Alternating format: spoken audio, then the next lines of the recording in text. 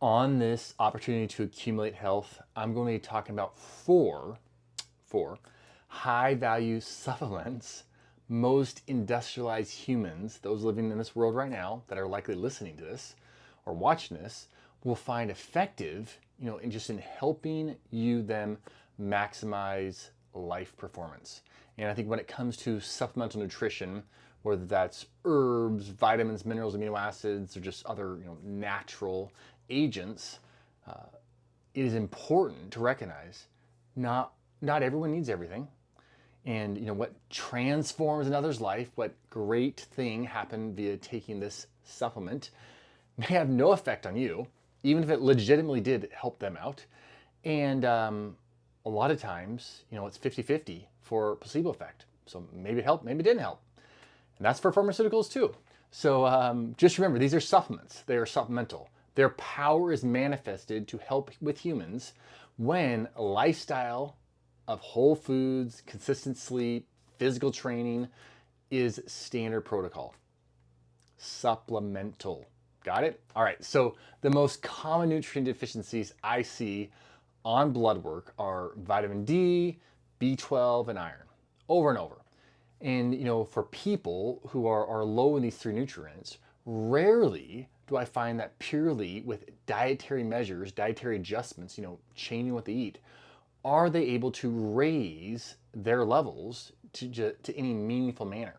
And this doesn't mean we don't adjust the food routine to maximize nourishment. We always do that. But it does mean even with that, your B12 is, say 200, it's not going to go to 800 or 1,000, an ideal range, by eating more red meat. I just have not seen that happen. There are a few reasons B12 is low, even in the red meat eating human being, which red meat is the main source of B12 for the human as far as in the diet. So the first being reduced stomach acid, pretty much as a byproduct of aging.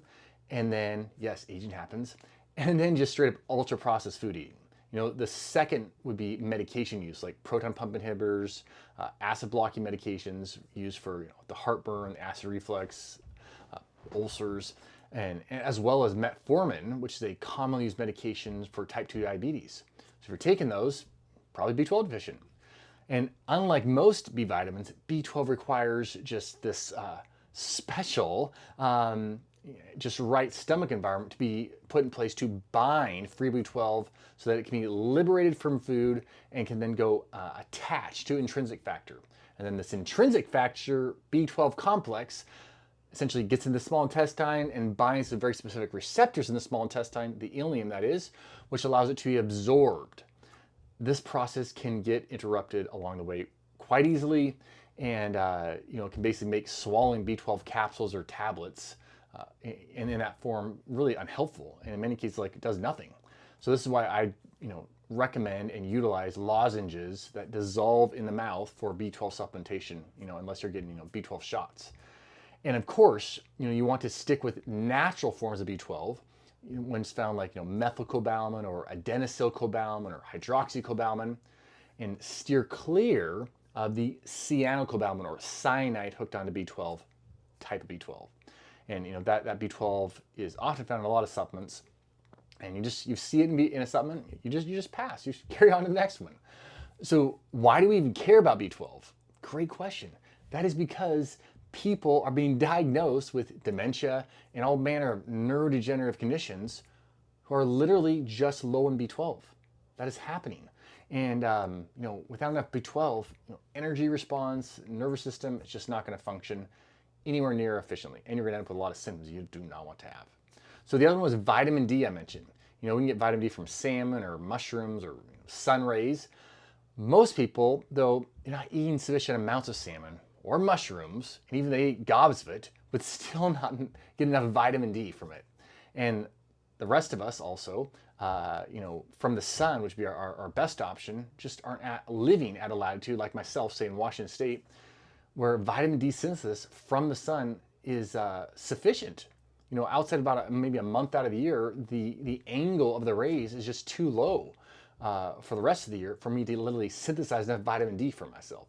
So if you are on the equator, or up about 35 degrees north or 35 degrees south latitude, then you definitely could, synthesize enough vitamin D throughout the year if you're getting outside regularly. And I think for all of us, it's such a great idea. Just go get your vitamin D levels checked, and aim for a 25 hydroxy vitamin D level, about 50 to 70 nanograms per milliliter, just to support decreased heart disease risk, decreased autoimmunity, decreased cancer, decreased diabetes, decreased mental illness. And along with this, when you do, since I think the majority of us will supplement with vitamin D3, be sure to add K2 to it. And many formulas now have the D3 with the K2 together, because the D3 pulls calcium into the bloodstream, and the K2 directs that calcium into the bones. Also, the tandem of D3 K2 together have really shown a greater benefit for cardiovascular disease prevention, immune health, bone density, and muscle health, and just really the anti-aging effect on the muscle. So I also mentioned iron. So this is more specific to menstruating females, pregnant women, vegetarians, vegans, runners, especially people that are running a lot, miles and miles and miles a week. And the problem is that once iron levels get low, it can take so long to bring them back up to ideal range. And during that time frame, people just suffer. And this is because the body has so many guardrails in place related to iron absorption. It doesn't want too much, but you gotta have enough. And not to mention, if you are the runner, you keep running, or you're the woman who keeps having the menstrual cycle every month and bleeding, you're losing that iron. The amount of iron that the body can extract from food is really insultingly low compared to the body's needs with the blood loss. So you might see like fatigue, dizziness, palpitations, racing heart, low motivation. These would all be symptoms of low iron. Hair loss. So I would check your ferritin levels, check your iron levels, and be sure that those are in the right spot, optimal ranges, before supplementing with iron. All right, now we have, I talked about the vitamin D, the B12, the iron. Those are just kind of specific nutrients as general support. For the industrialized human front, I think we should look at fatigue is a big deal. Stress management is a big deal. And these are the common complaints walking into my office. And I think utilizing, energy and cell membrane supporting nutrients like coenzyme Q10, omega-3 fatty acids, these are high value. These are all, so low on potential, side effect or negative effect profile. In fact, what are the negative effects? I don't know. So with so many of us, running around in an inflammatory fatty acid ratio state, often passed down from our parents, and then we grew up in a processed world where we're consuming more processed food, and then we go into adulthood and we keep on eating processed, ultra processed, even ultra processed food consumption. And some of us maybe still be sitting in that space where we just keep eating, drinking ultra processed stuff. Well, we're gonna need more omega-3 fatty acids. So consider those. Then finally, on the mental emotional support that I think is needed to help humans navigate the pace of life in 2024. Even for those of us making decisions and creating a path for a less hectic, or you could say a life that's so full that we get it a little less full. The fullness is present right now, and we don't always manage our nervous system correctly, and we don't want it to crash in the midst of all of it. We want to create some space, some life margin, and we might be going there, but we're not there yet. So supporting, adrenal gland function and just our whole autonomic limbic system, nervous system, the balance there, I think, is huge. That's where the whole adaptogenic herbs, which is my next one, and that's like rhodiola, schizandra, eleutherococcus, ginseng. These ones are a little more energizing, that can basically promote energy production and improve mental acuity and physical stamina. Having those on board, especially in the morning times, which I love to use them with patients or even myself, it really can help us just thrive amongst, we could say, is the madness often around us. And like I said, I'll often use these in the morning to kind of pick the body up, get it going, or even like early afternoon, not usually towards bedtime because we don't want to keep you up. But these blends are amazing. And then when nighttime comes or evening times, often like ashwagandha or like the proprietary Relora blend, even evening, just create this sense of calm and deep sleep. Those can be really, really powerful for the industrialized human right now. And I created a little free PDF you can download in the description below, just looking at, how do you support the 2024 industrialized world, human, without taking 4,000 things, right?